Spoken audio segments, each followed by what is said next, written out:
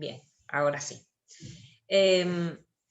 Entonces, les hablaba del carácter tradicionalista de esta rama del derecho, de su fuerte contenido de universalidad y en función de eso, de internacionalidad, teniendo en consideración las normas que se aplican para regular las relaciones jurídicas que en una gran magnitud atraviesan diferentes ordenamientos jurídicos, ¿sí?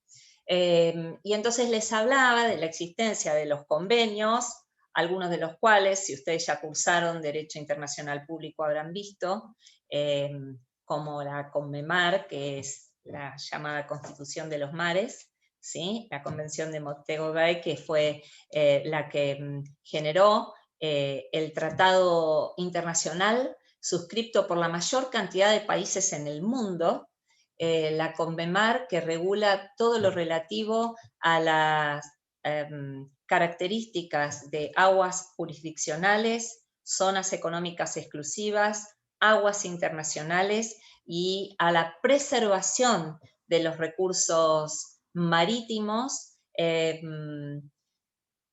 Esta norma, digamos que es el eje a partir del cual se estructuran los ordenamientos jurídicos internos para que puedan coexistir las relaciones internacionales de los diversos estados en materia de derecho de la navegación y también de sus derivaciones desde el punto de vista político, investigativo y comercial, ¿sí? Convenios como el convenio SOLAS, que es el convenio sobre la seguridad del hombre en el mar, y otras normas que sin llegar a ser tratados, que no necesariamente son tratados, ratificados y que integran el plexo normativo de un determinado ordenamiento jurídico de un país determinado, como las reglas de aplicación que sin llegar a ser tratados resultan de aplicación para regular las relaciones, sobre todo comerciales, en el ámbito del derecho de la navegación. Por ejemplo, ustedes habrán escuchado nombrar las reglas de York-Amberes o las reglas de Hamburgo, que parten de organismos internacionales abocados al estudio del derecho de la navegación y que proponen condiciones determinadas, por ejemplo, en materia de institutos como avería gruesa o como condiciones de documentación para las transacciones comerciales, como son los conocimientos de embarque, ¿sí? Estas son las denominadas normas de remisión. Entonces, desde el punto de vista del derecho internacional, de su característica de internacionalidad, nos encontramos con tratados internacionales que tienen fuerza supralegal al ser ratificados por un país o constitucional en el caso de integrar la Constitución,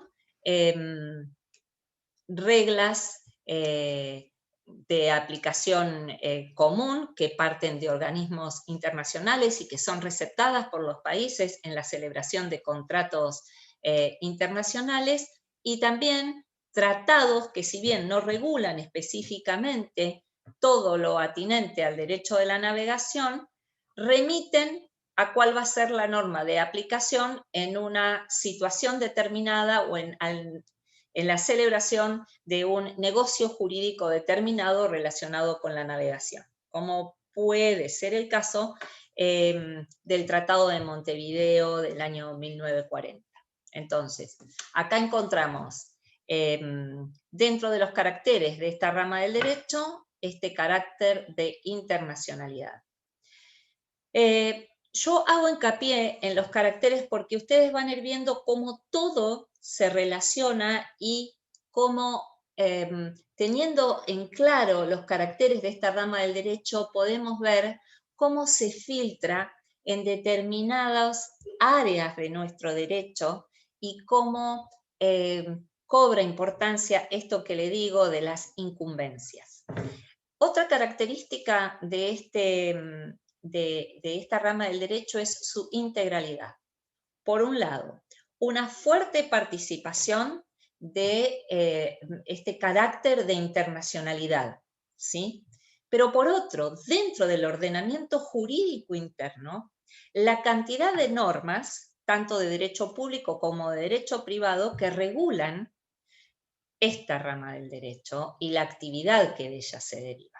Fíjense ustedes, desde el punto de vista del derecho público, el derecho internacional público con la ratificación de estos tratados que les decía, el derecho administrativo con el Estado involucrándose en esta actividad tan especial, el derecho penal para regular determinadas situaciones que pueden suceder a bordo de un buque, y desde el punto de vista del derecho privado, el derecho internacional privado, regulando los contratos y las relaciones jurídicas que se puedan celebrar entre particulares de diferentes estados, como el caso de los contratos de transporte o de las transacciones comerciales que se derivan de la actividad pesquera.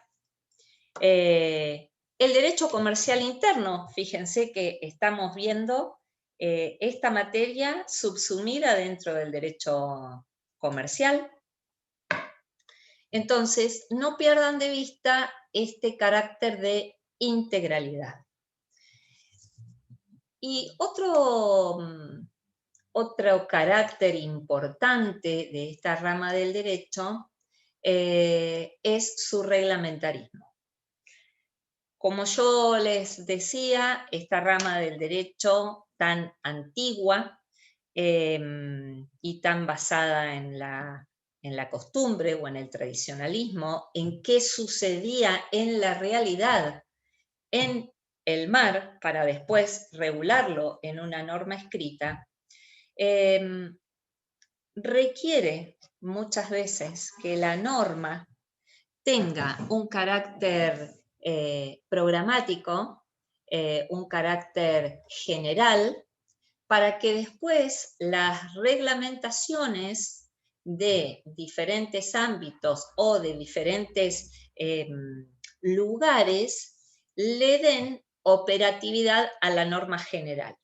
¿Por qué? Primero, en el caso de nuestro país, porque tenemos un litoral marítimo muy extenso con diferentes características. Entonces, frente a determinados institutos, la ley de la navegación dispone una situación que debe ser enmarcada en función de las características del lugar. Les voy a poner un ejemplo concreto. Hay una figura dentro del derecho de la navegación que es el practicaje. El practicaje consiste en la ayuda externa que el capitán de un buque requiere para realizar maniobras, por ejemplo, de ingreso de un buque a puerto. El práctico es un técnico que desarrolla una actividad autónoma que ofrece un servicio para que el buque pueda acceder a un puerto ejecutando las maniobras necesarias para no cometer ninguna colisión ni sufrir ningún siniestro. Entonces, la ley de la navegación dispone normas generales en relación al practicaje. Sin embargo, cada puerto tiene regulaciones específicas, porque no es lo mismo la necesidad de acudir a la asistencia de un práctico en el puerto de Bahía Blanca, por ejemplo, que en el puerto de Viedma, ¿sí? Entonces, cuando me refiero al carácter reglamentarista, les estoy dando un ejemplo para que ustedes entiendan el porqué de este carácter de esta rama del derecho, ¿sí? La norma es programática y la operatividad se la da en muchísimos aspectos la reglamentación, ¿sí? Atado a esto viene también otro carácter muy importante, que es la evolución dinámica que debe tener esta rama del derecho en función de la evolución, no solo de los objetos, sino también de la actividad en sí misma.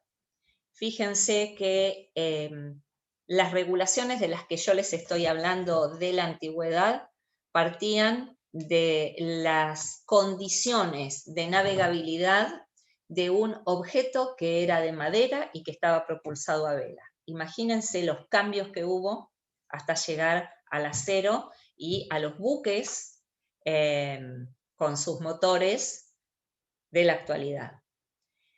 Sumado a eso, la evolución en todo lo concerniente a logística, en función del avance de la contenedorización y el cambio que eso ha producido en el transporte, la llegada de la tecnología para las comunicaciones, con lo cual hay que tener muy presente para la aplicación normativa en esta rama del derecho la evolución dinámica que va sufriendo.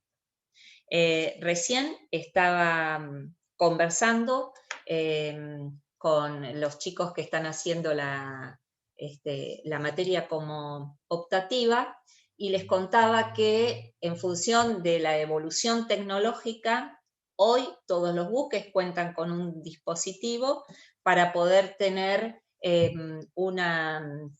para poder tener un conocimiento de lo que es desde el punto de vista satelital, un monitoreo satelital para poder tener en cuenta la ubicación de un buque y la actividad que está desarrollando en ese lugar. Es decir, sistemas de información instantáneo que manejan de manera mancomunada Prefectura Naval, Secretaría de Pesca si el buque está abocado a la actividad comercial de pesca, y el armador pueden tener información desde una aplicación en el teléfono, por ejemplo una aplicación que se llama SeaTrack. Un armador puede ver dónde se encuentra esa embarcación y si se encuentra atravesando aguas a una determinada velocidad para poder determinar si está pescando o está en tránsito. Prefectura Naval Argentina tiene ese mismo monitoreo y puede detectar si un buque está siendo víctima de un siniestro para solicitar al buque más cercano para que acuda a su salvamento. Entonces, imagínense la evolución que se ha tenido en función del advenimiento de la tecnología, ¿sí? Con lo cual no pierdan de vista este carácter de evolución dinámica. Bueno, y teniendo en vista todo esto, vamos a hablar un poquitito de cuál es el objeto central, que es el buque, y cuáles son los sujetos alrededor de los cuales giran las relaciones jurídicas derivadas de esta rama del derecho. El buque o el artefacto naval, que es un objeto, podríamos decir, asistente del buque, que no se desplaza. Buque es toda construcción susceptible de desplazarse a través de un medio acuático. El buque requiere para su identificación, en principio, de 4 elementos. ¿Cuáles son? Su nombre, su bandera, su matrícula y su arqueo, que es su tonelaje. Bien, su nombre, su denominación, que en principio 2 buques no pueden tener el mismo nombre y que va a ser siempre uno, el nombre de ese buque. Su bandera, que es la nacionalidad del buque, en función de su matrícula, que es la inscripción del buque en un registro denominado Reginave, que depende de la Prefectura Naval Argentina, que va a otorgarle la nacionalidad al buque, ¿sí? El buque, una vez que se encuentra matriculado, podemos decir que tiene nacionalidad argentina. A partir de ahí, la bandera de este buque va a ser un buque de bandera argentina, ¿sí? Esta matrícula proviene de la inscripción que se le da al buque, inscripción que tiene un carácter declarativo. Tengan presente este carácter que es muy importante. La inscripción del buque no tiene carácter constitutivo, sino declarativo para hacerlo oponible a terceros, ¿sí? Se puede registrar el buque desde el inicio de su construcción, y esto es para dar publicidad a terceros de que el buque que se está construyendo tiene determinados propietarios, ¿sí? ¿Cómo adquiere un buque la nacionalidad argentina y su bandera?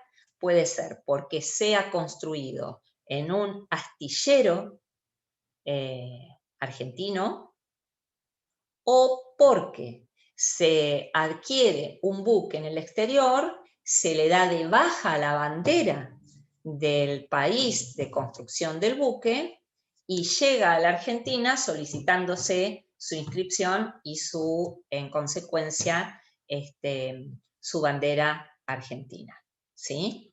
El Registro Nacional de Buques tiene determinadas secciones para registros de buques abocados a diferentes actividades.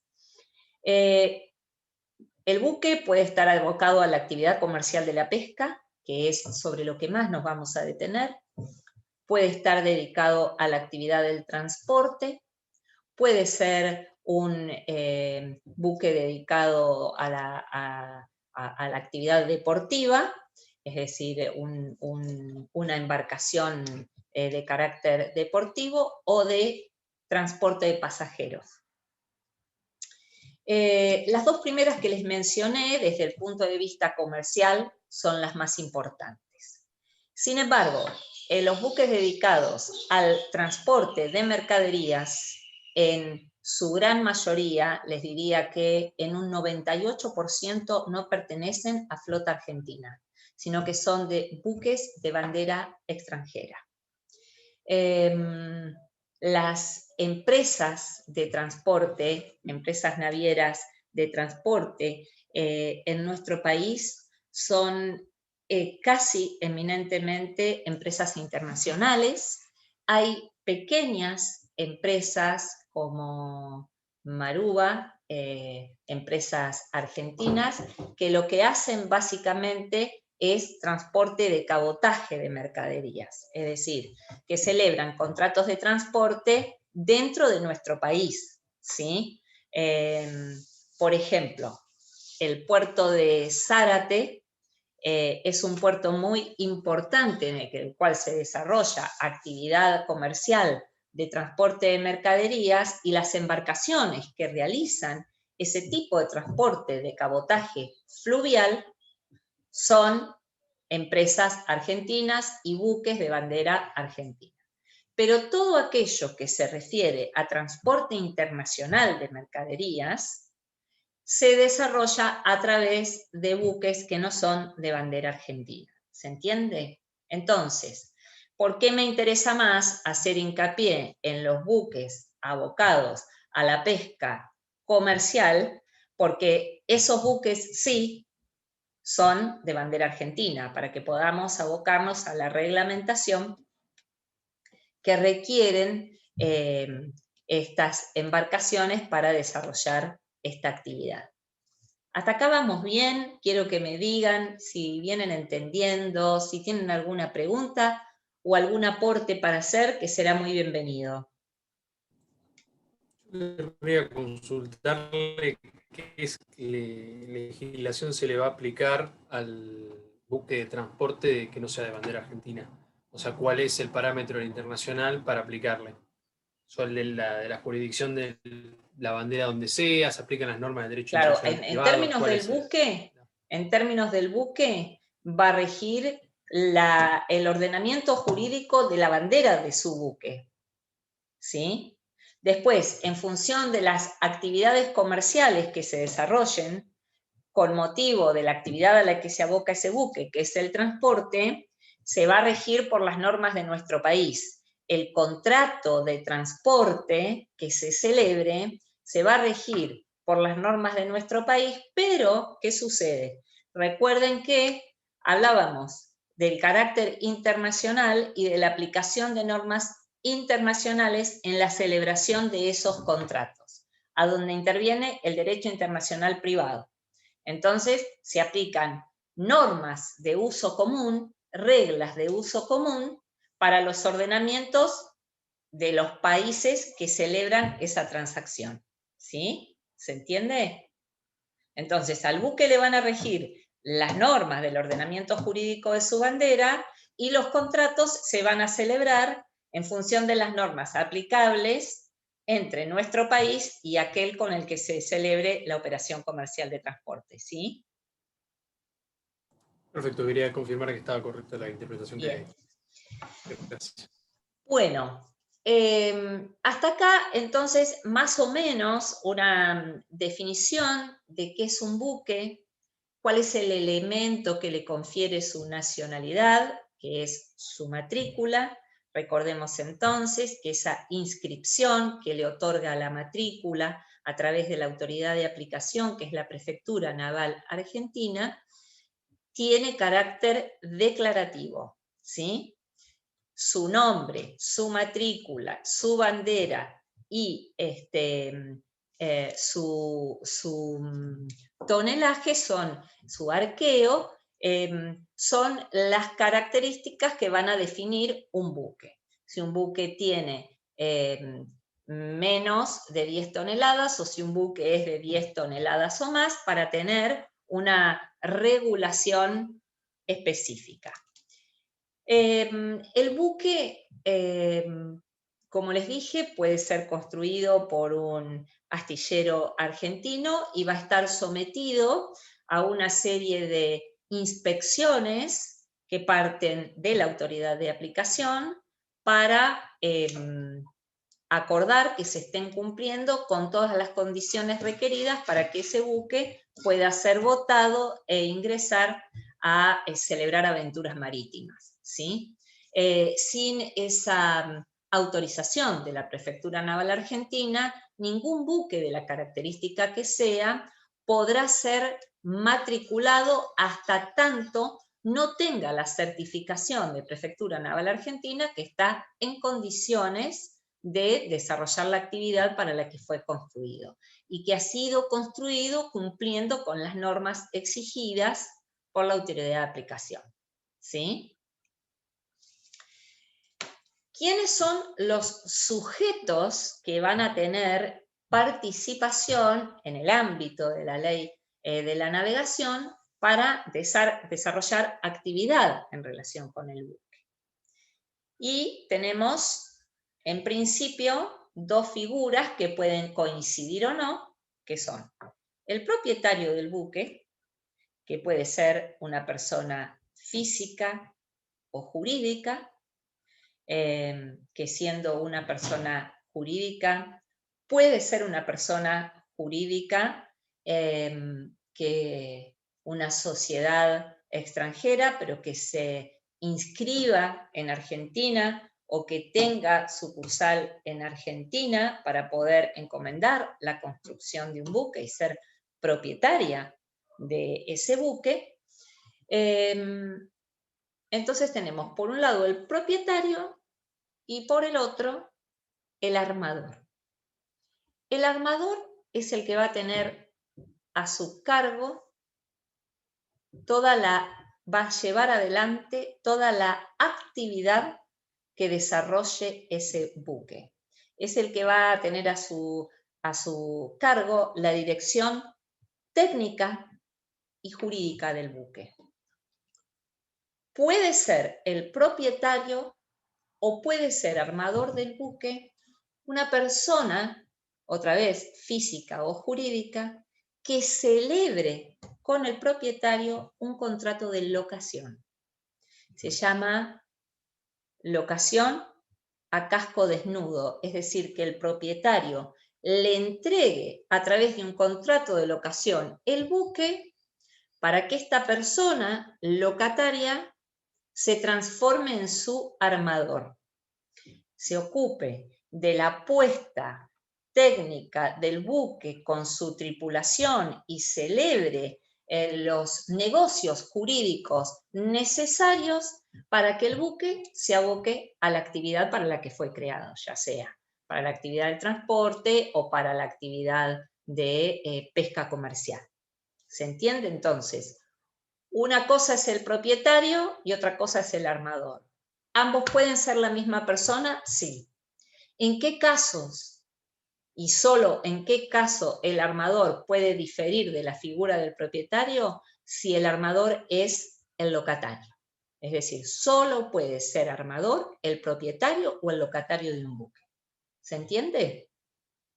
El armador es el que va a tener a su cargo la aventura marítima, es el que va a disponer del buque para que el buque navegue, es el que va a tener a su cargo la tripulación, es el que va a tener a su cargo la obligación de cumplir con todas las normas requeridas para que el buque se pueda abocar a la actividad que sea.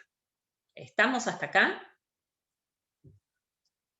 Bien, entonces, la ley establece para este propietario y para el armador un sistema de responsabilidades. En principio, quiero que sepan que la regla general de responsabilidad en esta actividad es la limitación de responsabilidad, ¿sí? Definida en el artículo 175 de la Ley de la Navegación, la responsabilidad en principio es limitada y esto es así por el riesgo mismo que la actividad en sí mismo conlleva, ¿sí? Entonces, en el mundo, el principio de responsabilidad en materia de derecho de la navegación es delimitación de responsabilidad.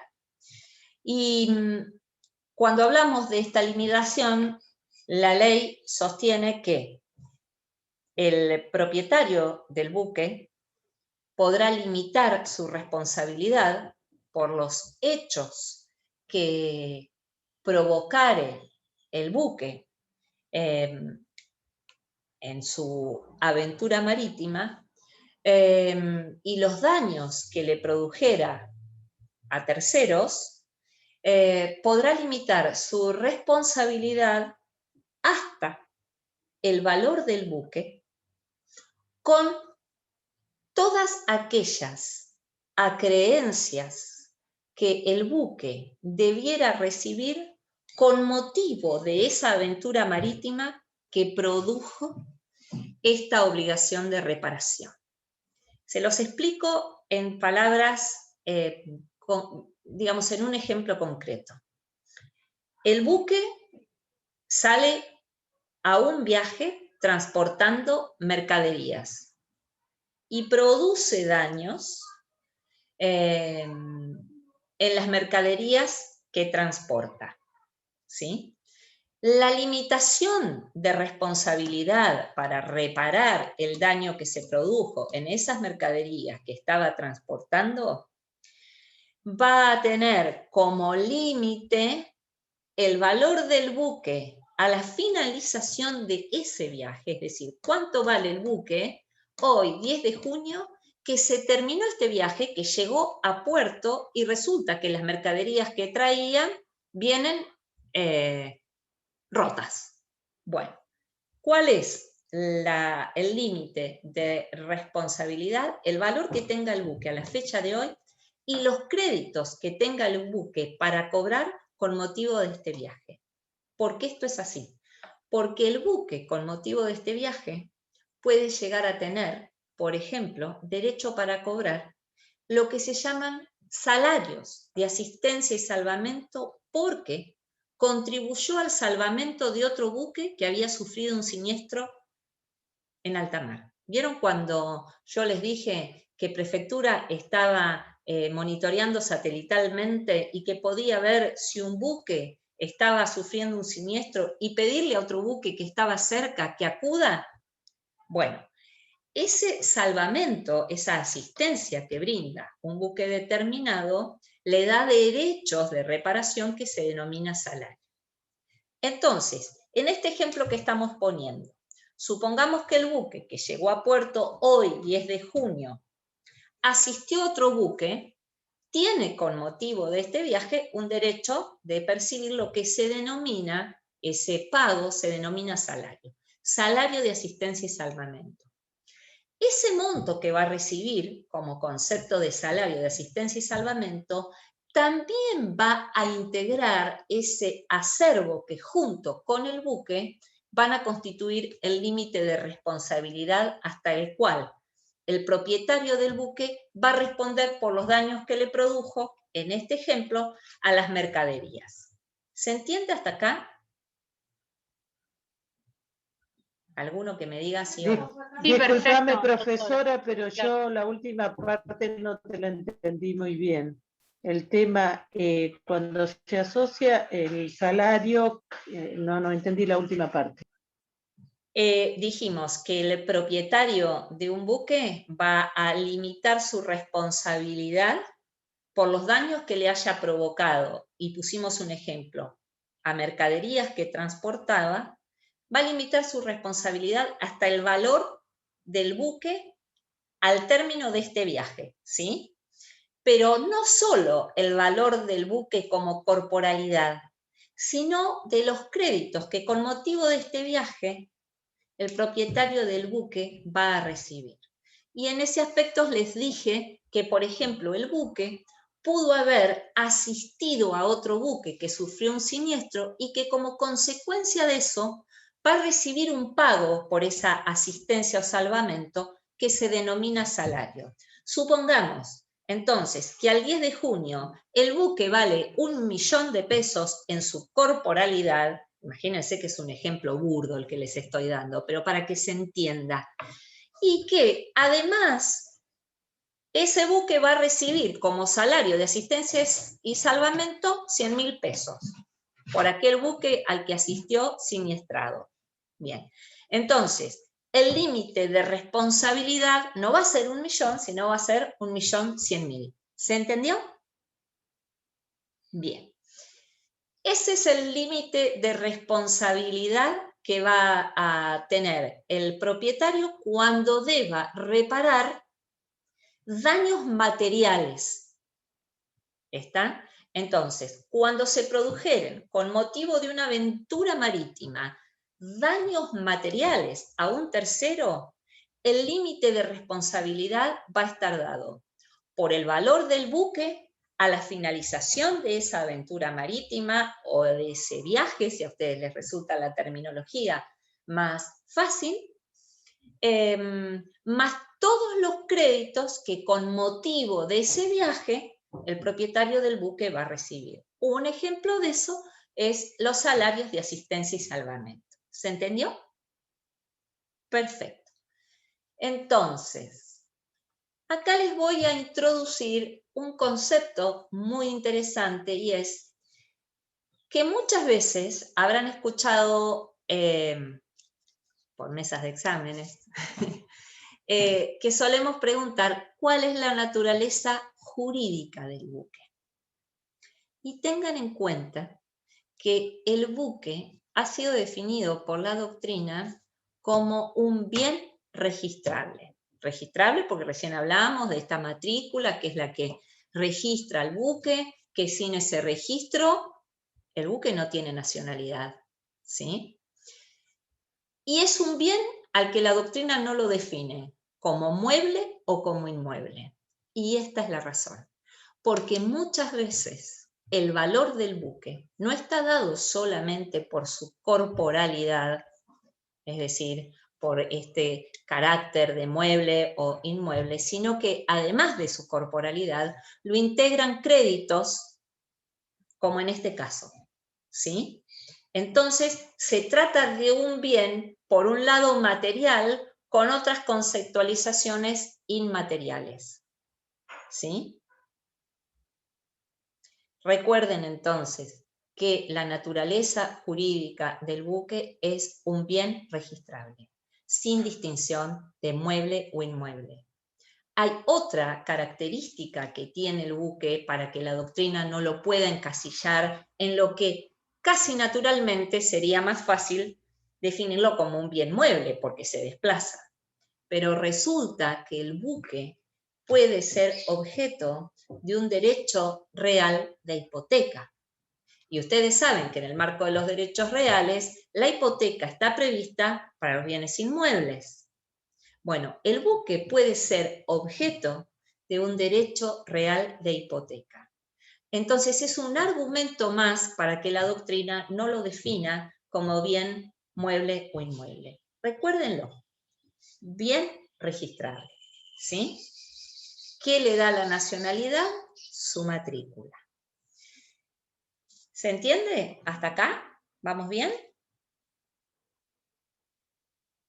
Sí, doctora. Bien. Bueno, muchas gracias. Entonces, retomamos el límite de responsabilidad. El propietario del buque, entonces, cuando responda por los daños materiales efectuados a un tercero, va a limitar su responsabilidad al valor que el buque va a tener al final de ese viaje con los créditos a los que tendrá derecho el propietario del buque con motivo de ese viaje. ¿Vamos bien hasta ahí? Bien. El propietario del buque puede disponer lo que se denomina el abandono de buque a favor del acreedor. Es decir, bueno, respondo hasta el límite de lo que el buque vale a la finalización de este viaje, con los créditos, etcétera, etcétera. 1.100.000 pesos. No los tengo. Entonces, lo que ofrezco es lo que en la ley se define como abandono del buque, es decir, entrego el buque como parte de pago. ¿Se entiende? En general, lo que se busca, tanto el acreedor, es obtener el dinero y no el buque en sí, ¿sí? Y el propietario del buque va a querer retener el buque. ¿Estamos? Pero la figura está prevista. Abandono del buque, es decir, dos opciones. ¿Limito mi responsabilidad al valor que tiene el buque o puedo limitar mi responsabilidad haciendo abandono del buque a favor del acreedor? ¿Sí? Esto en tanto y en cuanto daños materiales. ¿Qué pasa con la responsabilidad cuando lo que se produjeron no fueron daños materiales, sino fueron daños en las personas? ¿Sí? Entonces, si lo que se produjo fue un daño en las personas, supongamos que se trata de una embarcación de transporte de pasajeros en estos pequeños cruceros, por ejemplo. Y lo que se produjo fue un daño en un pasajero, un daño personal en su vida. El límite de esa reparación tiene un cálculo que está dado por una moneda que es el peso oro argentino. El peso oro argentino es una moneda de cotización oficial que, para que ustedes hoy tengan presente, un peso oro argentino tiene a día de hoy una cotización aproximada de 36.000 pesos. Entonces, la limitación va a ser 13 argentinos oro por tonelada del arqueo del buque.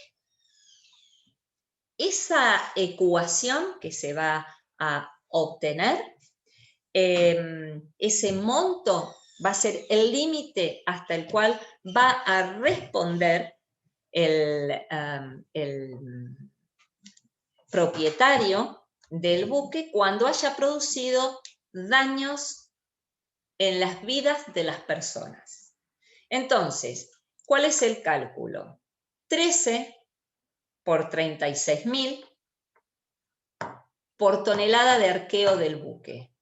¿Por qué tonelada?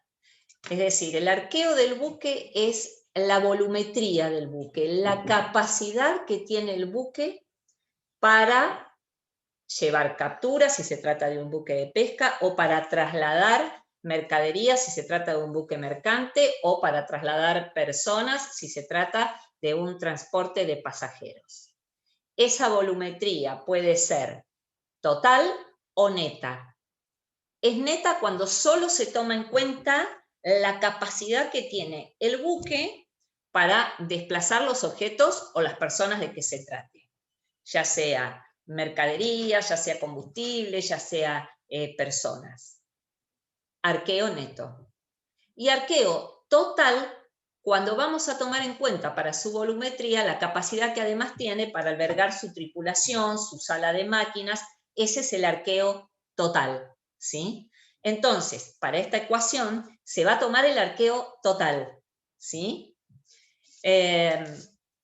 Y entonces vamos a tener 13 argentinos oro por tonelada total del buque. La suma que eso me arroje va a ser el límite de responsabilidad para responder por los daños personales. ¿Se entiende hasta acá? Artículo 175 de la Ley de la Navegación. Bien.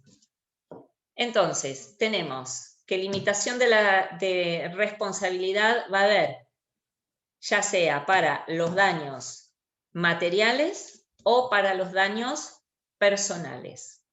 Pero hay eximentes de esta limitación. Va a haber determinadas situaciones en las que no va a haber limitación de responsabilidad. Y esto va a ser así cuando los daños personales lo sean en el capitán o en su tripulación. Si, por ejemplo, con motivo de un siniestro que sufriera el buque, la tripulación sufriera algún daño en su salud, no cabe esta limitación de responsabilidad. ¿Está? ¿Qué pasa con los seguros contratados? Para el supuesto de daños personales en los terceros, no, acuérdense que si es tripulación no hay límite de responsabilidad, pero si es, por ejemplo, un pasajero que tenemos este límite de responsabilidad, o una persona que iba en otra embarcación y con motivo de un siniestro, denominado en la jerga marítima abordaje, cuando colisionan dos buques y el buque A produjo daños en personas del buque B y debe reparar, la limitación de responsabilidad de las que yo les hablaba recién, 13 argentinos oro por tonelada de arqueo, además va a crecer con los montos que provengan de los seguros contratados, ¿sí? De las pólizas de seguro contratado. Es decir, no solo va a responder con esto, sino que además se va a sumar lo que provenga de la póliza de seguro. ¿Se entiende? Ahora bien, no va a haber... Una pregunta. ¿Cómo? Disculpe que la interrumpa. Sí, ¿cómo no? Una pregunta, disculpe que la interrumpa. No, por favor. En mi caso, sí, el concepto de tripulación, Sí. yo lo relacionaba también con el de pasajeros. No. No sé si estoy en lo correcto. Cuando hablamos Capaz de acá en la ley se tripulación, diferencia. cuando hablamos de tripulación, en el marco de Claro. la Ley de la Navegación, hablamos de los sujetos que se, digamos, a partir del capitán, marineros y asistentes que llevan a cabo la aventura marítima. Es decir, eso es lo que entendemos en el ámbito de la ley de la navegación como tripulación. El resto son pasajeros. ¿Se entendió? Gracias. Gracias. Entonces, ¿No? esa tripulación, que son los trabajadores a bordo, son los que no van a tener límite para reclamar, y el propietario no va a poder limitar su responsabilidad para reparar los daños en estos tripulantes. No solo los trabajadores a bordo, sino que tampoco va a haber limitación para los trabajadores que no estén a bordo, pero que hayan sufrido algún tipo de perjuicio en su salud o en sus vidas con motivo de una aventura marítima, ¿sí? Alguien que esté en puerto despachando este buque y que sufriera. Les pongo un ejemplo para que ustedes sepan quién puede ser que no esté a bordo del buque, que sea un trabajador relacionado con este buque, que no vaya a tener el propietario limitación de responsabilidad para reparar sus daños, ¿sí? Bueno, ¿vamos bien hasta acá? Sí, doctora. Bien. Perfecto. Tampoco va a haber limitación de responsabilidad cuando el buque tenga que abonar las indemnizaciones derivadas de asistencia y salvamento, que son los denominados salarios de asistencia y salvamento, que yo hoy les decía. Si el buque acude a asistir a otro buque, tiene derecho de cobrar salarios de asistencia y salvamento. Pero si este fue el buque asistido, va a tener la obligación de pagar los salarios de asistencia y salvamento al buque que acudió en su ayuda. Esos salarios tampoco van a tener limitación de responsabilidad, ¿sí? Ese pago que va a tener que afrontar el propietario del buque, su armador, tampoco va a tener limitación de responsabilidad. Y tampoco va a tener limitación de responsabilidad cuando el buque deba contribuir por una avería. Este es un instituto que el concepto de avería es un concepto dentro del derecho marítimo que está regulado para nuestro ordenamiento jurídico por una de aquellas reglas que hablábamos en el comienzo de este encuentro, estas reglas de uso común para diferentes ordenamientos jurídicos, que son las reglas de York y Amberes. Ténganlo presente. La regulación del sistema de averías en nuestro ordenamiento jurídico se rige por las reglas de York y Amberes. Y esta conceptualización está en la ley de la navegación. La propia ley de la navegación remite para el tema de averías a las reglas de York y Amberes. Fíjense cómo vamos relacionando entonces el carácter internacional de esta rama del derecho y el carácter también de reglamentarismo, que en este aspecto la ley de la navegación se vuelve programática para darle operatividad a una regla de aplicación del derecho internacional privado. ¿Se entiende? Las reglas de York y Amberes son normas que partieron de la International Law Association, que es un organismo abocado al estudio de normas de aplicación para el derecho de la navegación internacional, que se van actualizando. Ahora vemos con esta evolución dinámica del derecho, cada determinada cantidad de tiempo. Las últimas son del año 2016, la última actualización de las reglas de York y Amberes. regulan lo relativo a averías. Y ustedes se preguntarán, ¿cuál es el concepto de avería? Les digo esto por arriba y los dejo libres. Me da mucha pena que tengamos nada más que 2 encuentros para poder ver todo esto. Pero el Instituto de la Avería es central en el ámbito de la actividad marítima. Se denomina avería gruesa o avería común a una decisión razonada que toma el capitán frente a una necesidad de evitar un mal mayor, de someter el buque o su carga a, si se trata de su carga, a una decisión de, por ejemplo, arrojarla al mar. Supongamos que transporta contenedores y un contenedor se está quemando. La decisión razonada del capitán, razonable, de arrojar un contenedor al mar para evitar el incendio de todo el buque. Esa es una avería gruesa o común.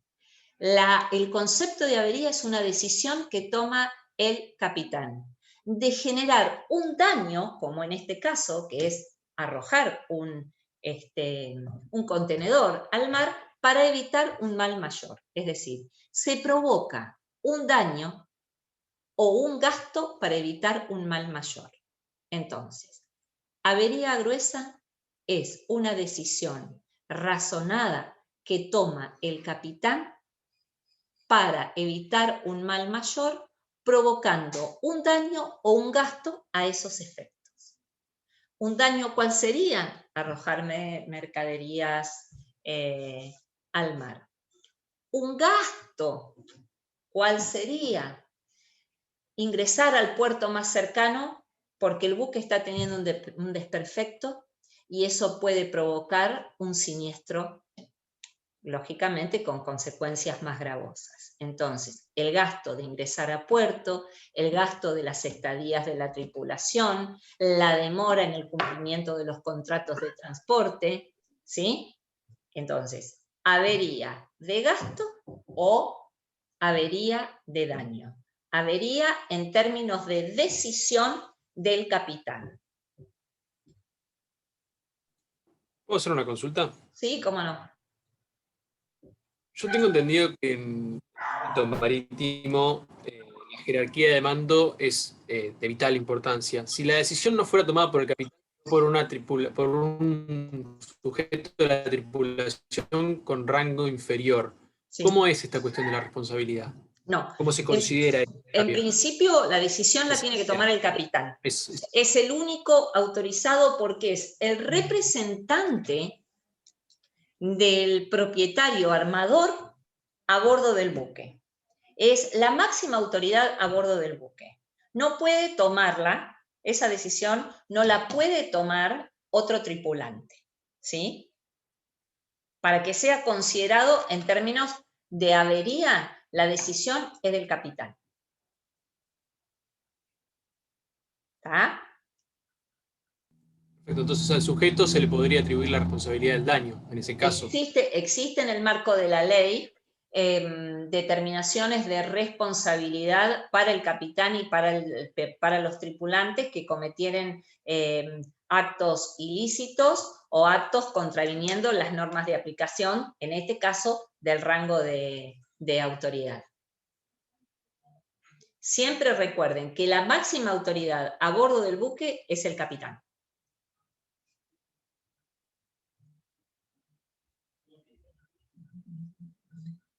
Bueno, chicos. Profe, una consulta, disculpe. Sí, cómo no. ¿Qué tal? ¿Cómo te va? Dijo que en estos casos no aplicaba entonces que para lo que es el pago de salarios y las averías, el límite de responsabilidad de la ecuación, ¿no? No hay límite de responsabilidad. El pago de los gastos efectuados o las reparaciones de los daños efectuados con motivo de una avería se denomina contribución. La contribución de avería es el pago de los daños que se efectuaron.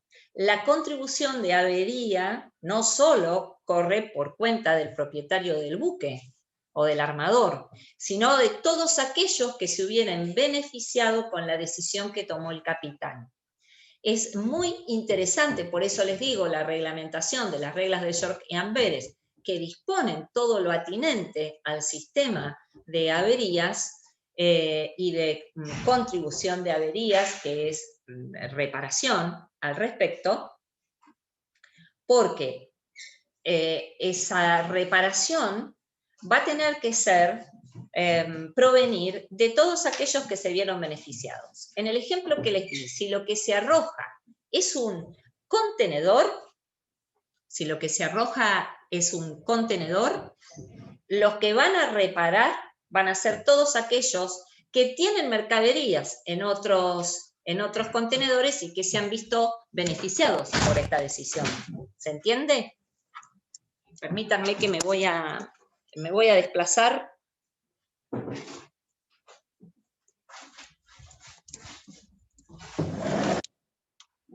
¿Ro? Ya estoy. Así que, bueno, discúlpenme, pero ¿me escuchan bien? Sí, se escucha perfecto. Se escucha bien, profe. Bien.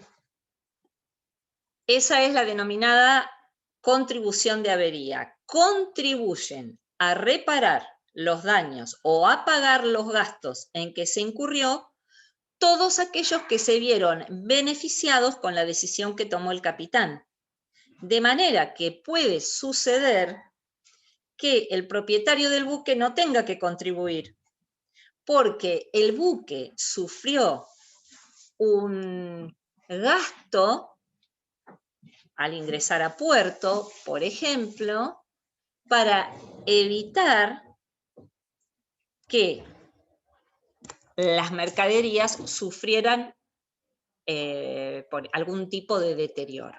Entonces, los propietarios de esas mercaderías que está transportando el buque en función de un contrato de transporte van a tener que contribuir para reparar el gasto en el que se incurrió y que en este caso al ingresar a puerto, pagar sobre estadías de la tripulación, derechos de puerto, derechos de aduana, tuvo que pagar el armador del buque. ¿Se entiende? Entonces, en este caso, se va a efectuar una liquidación de avería a donde los que van a contribuir van a ser aquellas personas que se vieron beneficiadas con esta decisión del capitán. ¿Sí?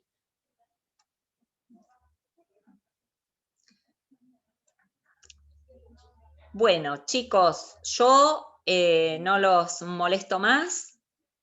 Espero haber sido mínimamente clara.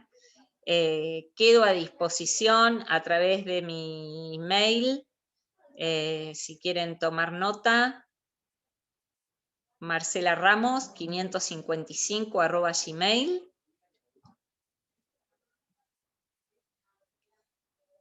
Para cualquier consulta que me quieran hacer,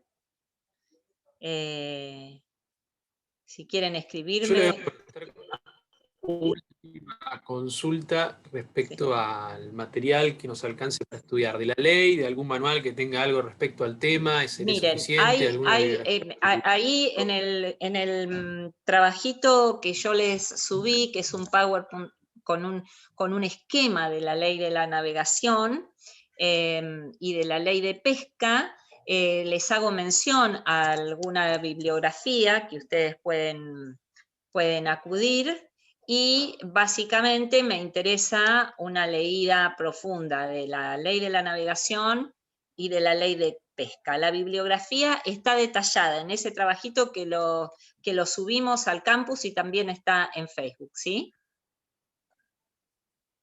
Bueno, gracias, era eso nada más. Gracias. Bueno, chicos, nos vemos el jueves que viene. Seguimos conversando un poquito más sobre estos temas. Y la última de las plenarias de transporte la va a dar el doctor Agustín Sánchez sobre derecho aeronáutico, ¿sí? Gracias. Gracias. Muchas gracias a todos. Gracias. Gracias Chao, por buenas participar. tardes. Hasta luego. Gracias. Hasta luego.